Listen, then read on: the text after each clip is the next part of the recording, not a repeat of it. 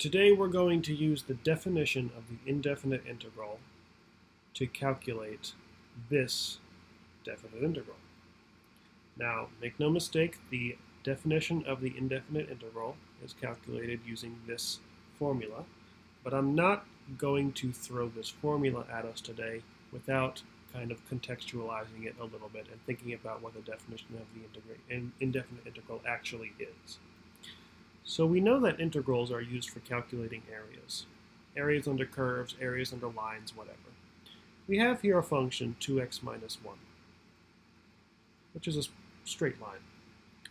And we're interested in going from x equals 0 to x equals 2. Let's call it this line here. And calculating the area underneath it. Now, one method we use to estimate the area underneath such a line, such a curve, is Riemann sums. So what's involved in that is kind of assigning a number of rectangles to have a uniform width so that their heights are all given by the value of the function itself. So you can always take a uniform width and multiply it by the f of x of an appropriate rectangle, one after the other, and add them all together. We'll call that a Riemann sum. Okay?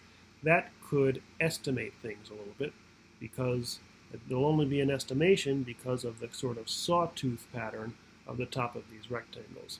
I'm not going to go too in depth with Riemann sums and left sums and right sums and center sums and trapezoid rules. That's for a different video. But for now, let's just kind of go with that idea as a valid way to estimate. But what we want to do is we need to get exactly the right answer. That's what the indefinite integral can do for us.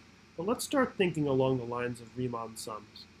And let's start talking about a rectangle at an arbitrary place underneath this thing. And let's talk about the area of that rectangle. So we have the area of a singular rectangle, which can be defined arbitrarily within the limits of this thing. The area of one rectangle is going to be equal to base times height. And actually, just for the purposes of the way calculus formulas tend to be, let me say it's instead height times base. Okay, that would make me feel a little bit better. Well, what we do typically, and this is true even for Riemann sums, we say that the base of this rectangle is considered to be a rather small term, delta x. And we can say fairly easily, if you're a little bit familiar with introductory level calculus, that the height of this rectangle can be given by f of x. So depending on where you are on the x-axis, the height's given by f of x, and the width, the base, is given through delta x. So the area of one rectangle on here at an arbitrary point is f of x times delta x. Okay, that's not too bad. But let's talk about the area of n rectangles, okay? Let's talk about an arbitrary number of rectangles, like how many are here. I'm just going to fill in some space. I'm not bothering to count. Trust me, I'm not counting. I just filled them in. How do you calculate the area of those? It would vary depend on how many rectangles I put in there, how many rectangles there were, what n was. The area of n rectangles would have to be a summation. It would have to be a summation from the first one to the nth one of f of xi times delta x. Now that f of xi, that's the function of x, f of x, but x is varied, right? So you have to pick a place along the x-axis where each one is going to reside, and you're going to take the function of x at that point and use that as a height. Of course, the height's going to change as you go up and down across the x-axis, right? But one thing's for sure is that the width of the rectangles will always be the same. So that's one way to express the area of n rectangles. But really, how do you approximate the area of infinite rectangles? Well, the fun answer is that you don't approximate the area of infinite rectangles, because this is exactly the area underneath the curve, and it's not an estimation at all. The area given here, you'd like to sort of look at this and just replace it with infinity, but you can't exactly do that for certain mathematical reasons. Instead, we take a limit as n approaches infinity of the area of n rectangles. So we have the summation from I equals 1 to n of f of xi delta x. So that's just a brief rundown on how we arrive at this formula here. Now let's use it for our problem. Our problem, let me copy it here so I have it to work with. Our problem is going to be this, and we're going to approximate it using this formula. It's going to be the limit as n approaches infinity of the summation from I equals 1 to n of f of xi delta x. In order to solve this, I'm going to need to define these variables in terms of what appears in the problem itself. First, let's establish delta x, okay? Let's figure that if we really want to have an infinite number of rectangles to play with, then we have to say that delta x is going to be the right endpoint minus the left endpoint divided by however many rectangles there must be, okay? 2 over n. If there are 100 rectangles, then we get widths of 2 divided by 100, which is 0.02, okay? So if you really pump this thing up, then your widths start to get really, really small, and that's going to be the goal here. But this is how we're going to keep everything in terms of n for now. Now, before we try to tackle f of xi, what I'm going to do is try and define xi. Xi is an expression for the successive points along the x-axis that our rectangles are going to begin at, that they're going to have their bases at.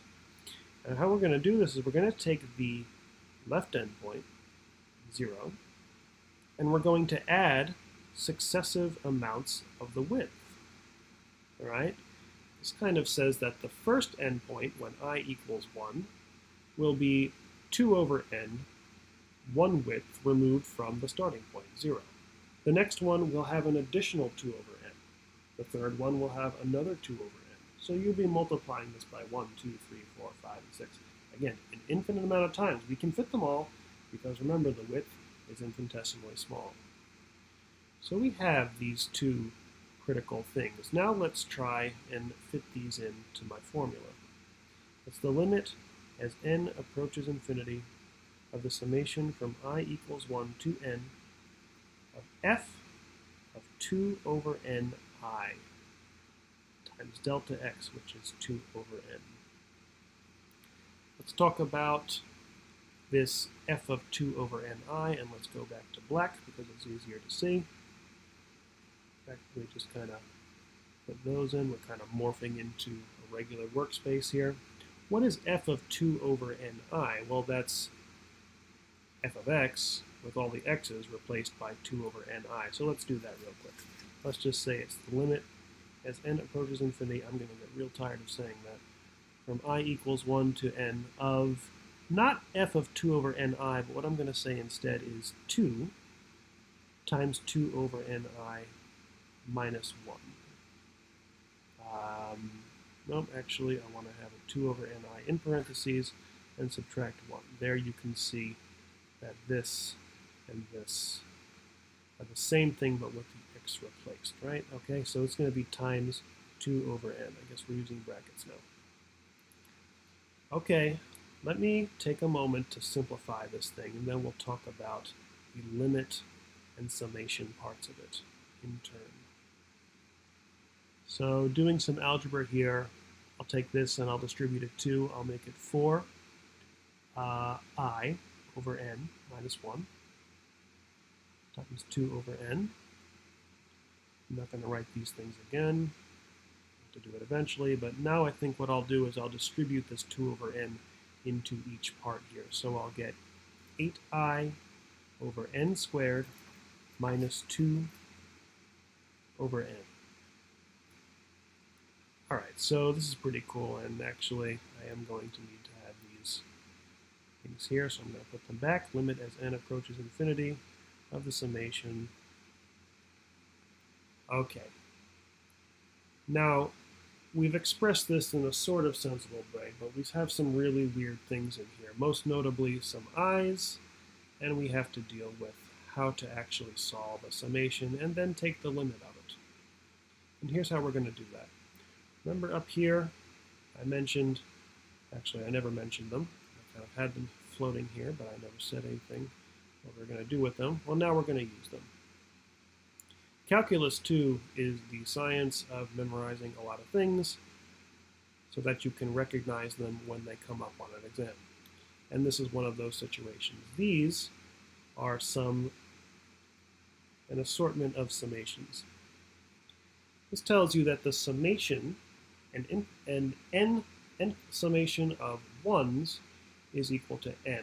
Okay, so just real quickly, this means that you're going to end up with a whole bunch of 1's. How many 1's?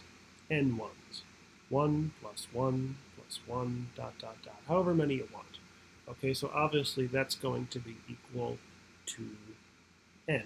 If n is equal to 3, then you get 3 1's. If n is equal to infinity, then you get infinity 1's. All right, so that's where this justification is coming from. The proofs of these are not something I'm going to do right now. In a Calculus 2 course, you're going to be expected to know a handful of these, at least the first 3, maybe not the third one. But we're definitely going to apply these things. What about this next one, the summation of I? What that means is that the variable is not just going to be 1. It's not going to be 1 plus 1 plus 1. Rather, it's going to look more like 1 plus 2 plus 3. And some very clever people have proven that actually, depending on how many terms you have, this is the result you get in terms of n. And what's useful about that is that that kind of unifies this I here, which is kind of ugly, with the n's that appear elsewhere. So the idea is to get this all in terms of n. So we're going to deal with this summation as follows. Let's distribute the summation. That's something that we're allowed to do. Let's think of this as the giant limit of the summation from I equals 1 to n of 8i over n squared minus the summation from I equals 1 to n of 2 over n. And believe it or not, what you can do with n terms as well as numbers, it may have been obvious with the numbers, but this 8 over n squared thing, that's a constant. N is not a variable. It's a known quantity, at least as known as infinity can be. Actually, never mind, we haven't really made it infinity yet. But it's a number, okay? It's not varying. So instead of thinking about a summation of 8 over n squared times I, I'm just going to take that out, factor it out, call it 8 over n squared times the summation from I equals 1 to n of I. All right, so we've actually pulled this very thing that we're supposed to memorize, and we're going to replace it in a second with things that are in terms of n. And I'm going to do the same thing here. I'm going to factor out this entire 2 over n. 2 over n times the summation from I equals 1 to n of, well, what's left after I factor out 2 over n is just 1. And now, of course, this one, the summation of 1, has appeared there. So at this point, we are allowed to replace these summations with these n terms. So we've got 8 over n squared times this guy, the summation of I n times, can be replaced with n plus 1 over 2. And then this guy, he can be replaced with simply n. Okay, now let's do some simplification, and let's just go back to some nice, cozy Calculus 1 territory and take a limit. I'm going to distribute all of this out, and I'm going to get 8n squared plus n over 2n squared. And I have 2n over n on this side. One more round of distribution. And I'm going to have 8n squared plus n, let's say each one over 2n squared.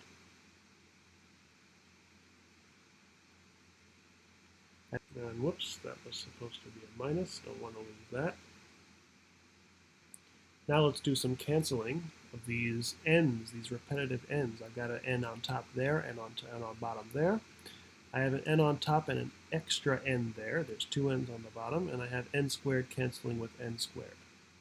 So finally I have this, given what we started with, beautiful limit of 8 over 2, that's 4, plus 1 over 2n minus 2. The limit as n approaches infinity at this point means thinking about n as it gets large and seeing that this would indeed cancel away to 0, because it would be like 1 divided by a huge number. And this is equal to 4 minus 2, which is equal to 2. The area underneath this curve, exactly, no approximations, of getting an infinite number of infinitely tiny rectangles is 2. Of course, if you're like me, and in this regard I'm certain you are, you'd rather think about the indefinite integral this way. So we have from 0 to 2, what was it? Oh, yeah, it was 2x minus 1 dx.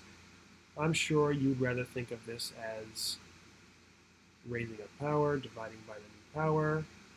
The integral of minus 1 is x, and evaluating this thing from 0 to 2. That results in 2 times 2 squared over 2 minus 2 minus, from the fundamental theorem of calculus I'm doing now, 2 times 0 squared over 2 minus 0. Everything on this side is 0, and what I have left is 8 over 2 minus 2, which is 4 over 2. 4 minus 2 rather, which is also 2. So of course I'd rather do it this way, but it's good to do this at least a handful of times, okay, to see where integration, where the justification, where the whole concept behind real definite integration actually comes from.